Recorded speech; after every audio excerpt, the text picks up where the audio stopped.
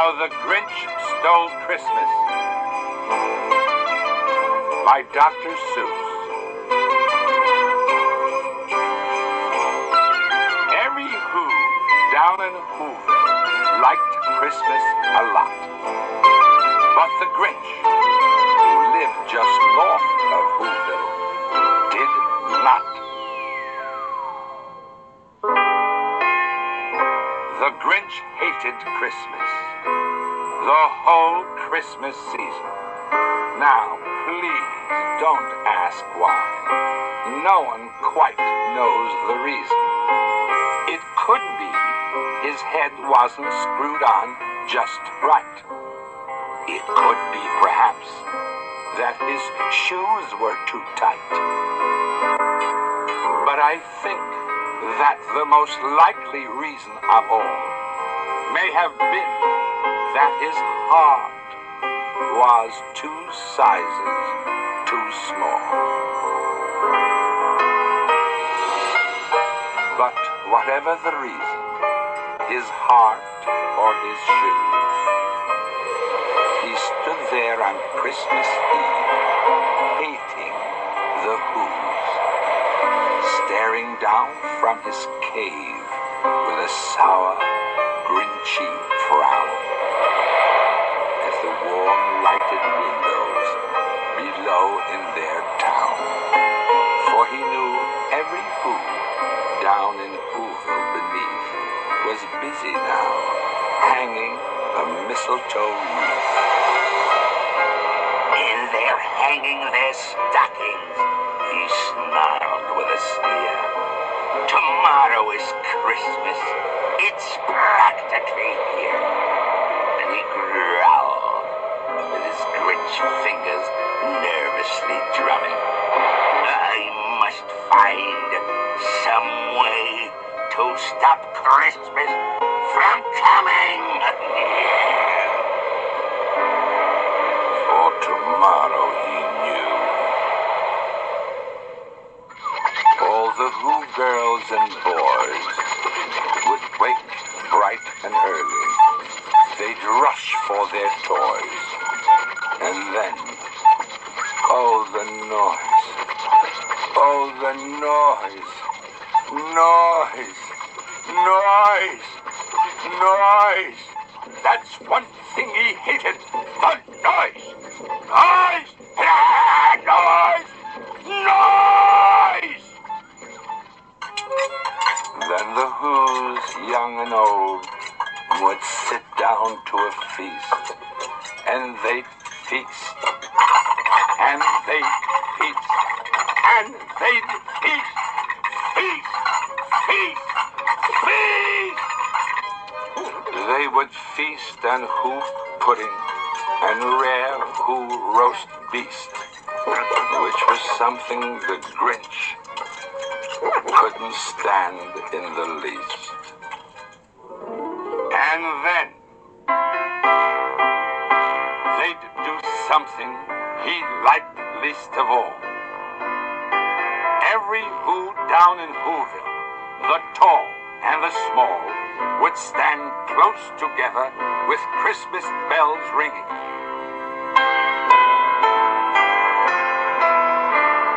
They'd stand hand in hand, and the Who's would start singing.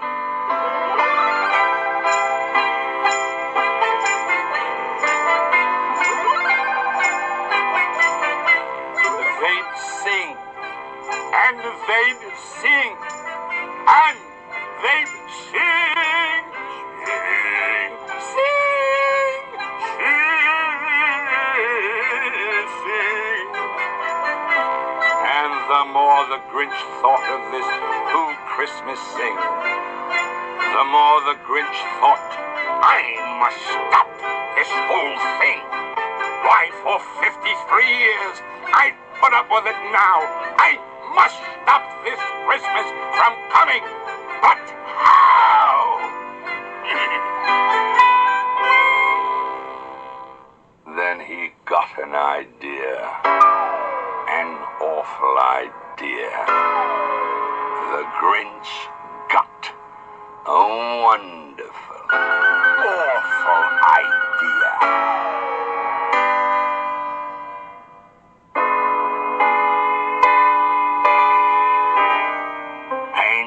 us what to do. The Grinch laughed in his throat, and he made a quick Santa Claus hat and a coat. And he chuckled and clucked. What a great Grinchy trick! With this coat and this hat, I look just like Saint Nick. all I need is a reindeer. The Grinch looked around, but since reindeer are scarce, there was none to be found. Did that stop the old Grinch? No! The Grinch simply said, if I can't find a reindeer, I'll make one instead. So he called his dog Max. Then he took some red thread and he tied a big horn on the top of his head.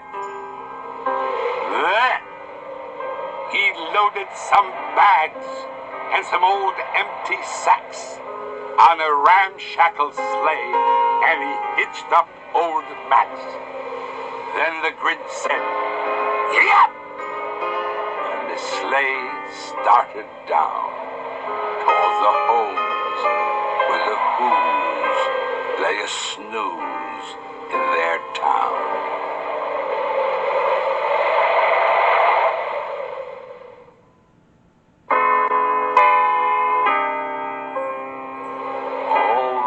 Windows were dark, quiet snow filled the air.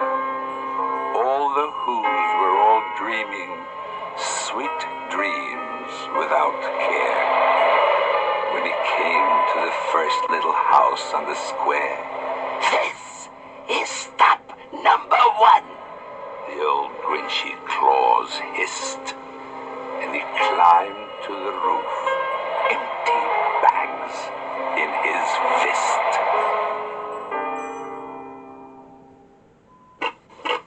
Then he slid down the chimney, a rather tight pinch. But if Santa could do it, then so could the Grinch. He got stuck only once for a moment or two. Then he stuck his head out of the fireplace flue, where the little Who stockings all hung in a row. These stockings, he grinned, are the first things to go. Then he slithered and slunk with a smile most unpleasant around the whole room, and he took every present. Pop guns and bicycles, roller skates, drums, checkerboard, tricycles, popcorn, and plums. And he stuffed them in bags, and the Grinch very nimbly stuffed all the bags, one by one, up the chimbley. Then he slunk to the icebox. He took the Who's feast. He took the Who pudding. He took the roast beast. He cleaned out that icebox as quick as a flash. Why, that Grinch even took their last can of Who hash. Then he stuffed all the food up the chimney with glee. And now, grinned the Grinch, I will stuff up the tree. And the Grinch grabbed the tree, and he started to shove, when he heard a small sound, like the coo of a dove. He turned around fast, and he saw a small Who, little Cindy Lou Who is not more than 2. The Grinch had been caught by this tiny daughter who'd got out of bed for a cup of cold water. She stared at the Grinch and said, "Santa Claus, why are you taking our Christmas tree? Why?" But you know that old Grinch was so smart and so slick, he thought up a lie, and he thought it up quick. "Why, my sweet little tot," the fake Santa Claus lied, "there's a light on this tree that won't light on one side. So I'm taking it home to my workshop, my dear. I'll fix it up there. Then I'll bring it back here." And his fib fooled the child. Then he patted her head, and he got her a drink, and he sent her to bed. And when Cindy Lou Who went to bed with her cup, he went to the chimney and stuffed the tree up. Then the last thing he took was the log for their fire. Then he went up the chimney himself, the old liar. On their walls he left nothing but hooks and some wire. And the one speck of food that he left in the house was a crumb that was even too small for a mouse. Then he did the same thing to the other Who's houses, leaving crumbs much too small for the other Who's mouses.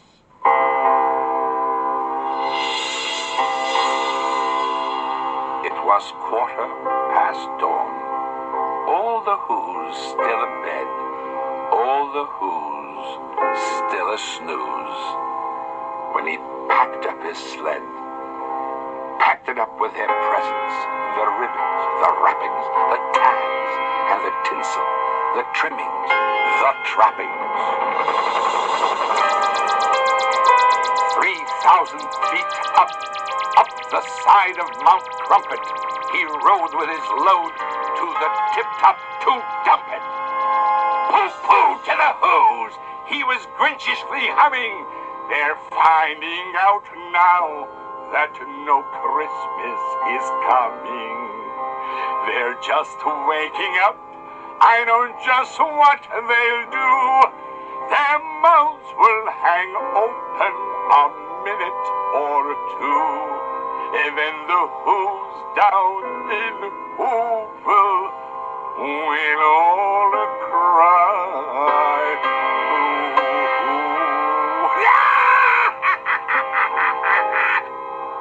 That's a noise, grinned the Grinch, that I simply must hear.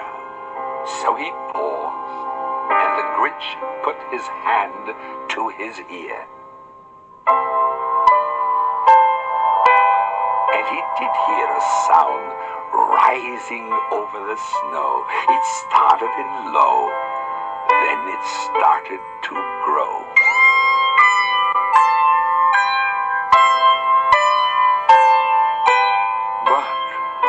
Sound wasn't sad. Why, this sound sounded merry. It couldn't be so, but it was merry, very. He stared down at Whoville. The Grinch popped his eyes. Then he shook. What he saw was a shocking surprise.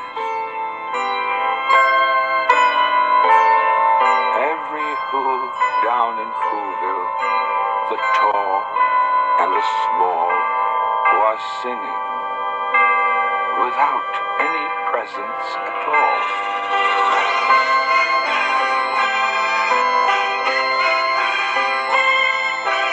They hadn't stopped Christmas from coming. It came somehow or other. It came just the same. And the Grinch, with his Grinch feet, ice cold in the snow, stood puzzling and puzzling. How could it be so? It came without ribbons. It came without tags. It came without packages, boxes, or bags. And it puzzled 3 hours till his puzzler was sore. Then the Grinch thought of something he hadn't before. Maybe Christmas, he thought, doesn't come from a store. Maybe Christmas, perhaps, means a little bit more. And what happened then? Well, in Whoville they say that the Grinch's small heart grew 3 sizes that day. And the minute his heart didn't feel quite so tight, he whizzed with his load through the bright morning light, and he brought back the toys and the food for the feast, and he himself, the Grinch, carved the roast beast.